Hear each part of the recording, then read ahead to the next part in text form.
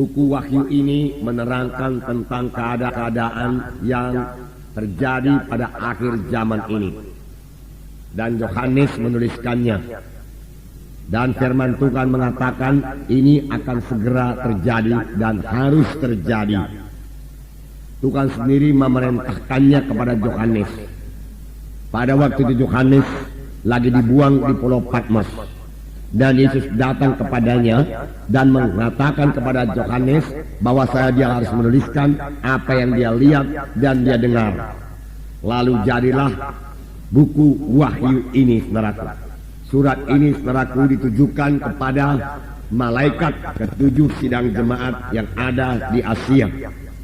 Yang dimaksud dengan malaikat sidang jemaat di sini adalah pemimpin sidang atau gembala sidang. Bukan malaikat yang biasa melayani di sorga. Malaikat yang biasa melayani di sorga, dia sudah melihat semuanya, saudaraku. Dia mengetahui, saudaraku, segala keadaan yang terjadi di sorga. Tetapi yang dikatakan dengan malaikat di sini, yaitu pemimpin jemaat atau gembala sidang dari ketujuh sidang jemaat yang ada di Asia pada waktu itu. Tetapi saya yakin surat ini juga berlaku bagi sidang-sidang jemaat pada akhir zaman ini, saudaraku. Karena buku Wahyu ini berlaku terus sampai Tuhan Yesus datang kedua kali. Nah, tiap-tiap gereja lokal, saudaraku, dipimpin oleh seorang hamba Tuhan, dipimpin oleh seorang gembala sidang yang bertanggung jawab kepada Tuhan. Jadi Tuhan bicara kepada gembala sidang itu. Tuhan bicara kepada malaikat sidang jemaat itu. Dia yang bertanggung jawab kepada Tuhan. Memang dia dibantu oleh tua-tua sidang dan pelayan-pelayan Tuhan yang lain, saudaraku, untuk menyampaikan maksud Tuhan kepada sidang tersebut, saudaraku. Dikatakan juga bahwasanya Tuhan Yesus berjalan-jalan di antara ketujuh kaki dian itu. Ketujuh kaki dian itu, saudaraku, adalah jemaat atau gereja lokal. Kita katakan sekarang dengan gereja lokal. Yaitu Tuhan Yesus berjalan-jalan di antara ketujuh kaki dian itu. Tuhan Yesus begitu eratnya, saudaraku, dengan gereja lokal. Bahkan Tuhan Yesus sebenarnya menyatu dengan gereja lokal itu. Pada waktu, saudaraku, Saulus menganiaya sidang jemaat, dia dalam perjalanan ke Damsyik untuk menangkap orang Kristen untuk dipenjarakan maupun untuk dibunuh. Di tengah jalan satu sinar menerpa Saulus, dan Saulus jatuh ke tanah. Dan terdengar satu suara yang berkata, "Saul, Saul, mengapa engkau aniaya aku? Siapakah engkau, Tuhan? Akulah Yesus yang engkau aniayakan." Bagaimanakah Saul bisa menganiayakan Tuhan Yesus? Tuhan Yesus sudah berada di sorga pada waktu itu. Tetapi begitulah Tuhan Yesus menyatukan dirinya dengan sidangnya. Yesus ada dalam sidangnya. Sehingga Tuhan Yesus berkata, "Akulah yang kau aniayakan. Memang yang kau tangkap adalah anak-anakku, yang kau penjarakan, yang kau bunuh adalah orang-orang Kristen. Tetapi sebenarnya perbuatanmu itu adalah perbuatanmu kepadaku. Aku yang engkau aniaya." Sampai sekarang pun demikian juga. Kristus begitu menyatu dengan sidangnya. Itu sebabnya sidangnya berkuasa. Itu sebabnya, saudaraku, pada waktu kita mengabarkan Injil, jiwa-jiwa, saudaraku, menerima keselamatan, bahkan menerima kesembuhannya. Mengapa? Karena Tuhan Yesus ada di tengah-tengah kita. Tuhan Yesus yang menyambut jiwa-jiwa itu. Sebenarnya lebih jauh lagi, Tuhan Yesus yang membawa jiwa-jiwa itu.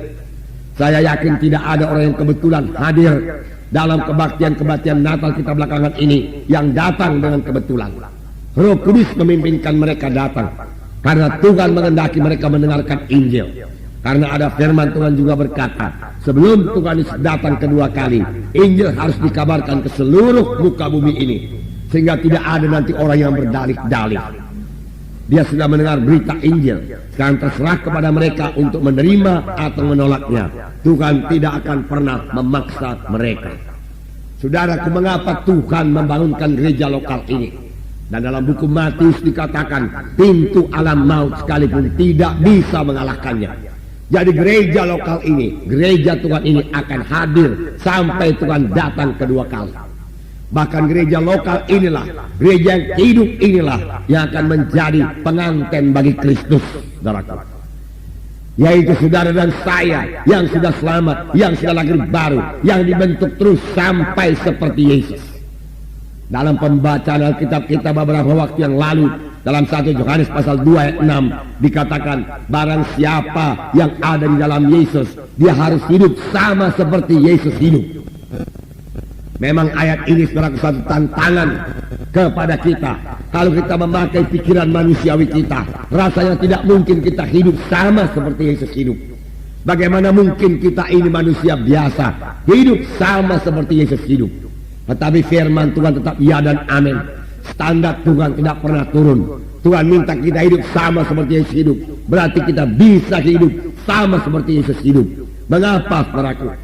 Bagaimana firman Tuhan 2 minggu yang lalu saudaraku dikatakan, orang yang ada dalam Kristus tidak berbuat dosa lagi. Mengapa? Karena benih Allah tinggal dalam dia. Kita sudah lahir daripada Allah. Ada kehidupan Tuhan memasuki kehidupan kita. Dengan kehidupan daripada Tuhan itulah kita mengalahkan dosa. Sehingga dosa, maka setan tidak berkuasa atas hidup kita. Dalam kebaktian-kebaktian Natal, jiwa-jiwa ditantang untuk bertobat, meninggalkan semua dosa, meninggalkan semua kebiasaan-kebiasaan yang jelek.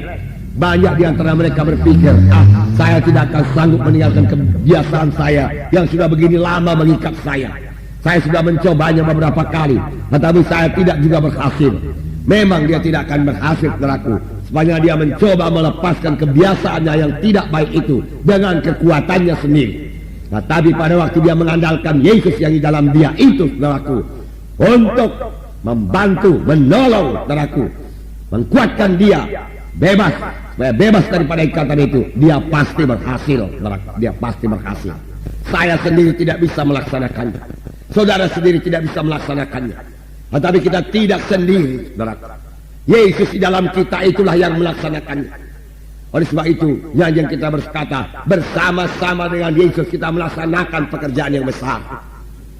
Tuhan Yesus juga berkata kepada kita, pekerjaan-pekerjaan yang aku kerjakan akan kamu kerjakan. Bahkan pekerjaan-pekerjaan yang lebih besar daripada ini akan kamu kerjakan karena aku pergi kepada Bapa. Yesus sudah di sorga sekarang, tetapi di dunia ini masih ada anggota tubuhnya yang akan mengerjakan pekerjaan Yesus. Saudara mengetahui pada waktu Tuhan Yesus berada di bumi ini, dia memakai tubuhnya berjalan ke sana kemari untuk memberitakan Injil. Dia mengulurkan tangannya menyembuhkan orang sakit.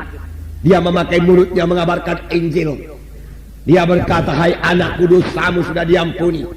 Memang 2 perkara yang dilakukan Tuhan Yesus yang paling banyak dilakukan Tuhan selama dia di dunia ini, yaitu dia berkata kepada jiwa-jiwa, hai anakku, dosamu sudah diampuni. Kemudian Tuhan Yesus berkata, hai anakku, sembuhlah engkau daripada penyakitmu itu. 2 perkara ini senantiasa dilakukan Tuhan. Pada waktu Tuhan Yesus berada di bumi ini, dia berjalan dengan kakinya dan dengan tangannya dia meletakkan tangan. Sekarang dia sudah ada di sorga. Bagaimana dia meletakkan tangan? Bagaimana, saudaraku, dia berkata lagi, hai anakku, dosamu sudah diampuni atau mengajar? Saudaraku, sekarang Tuhan memakai anggota tubuhnya, yaitu saudara dan saya, yang telah menggabungkan diri dalam satu gereja yang hidup, yang telah menyerahkan diri menjadi anggota satu gereja yang hidup. Bukan memakai sidangnya sekarang ini.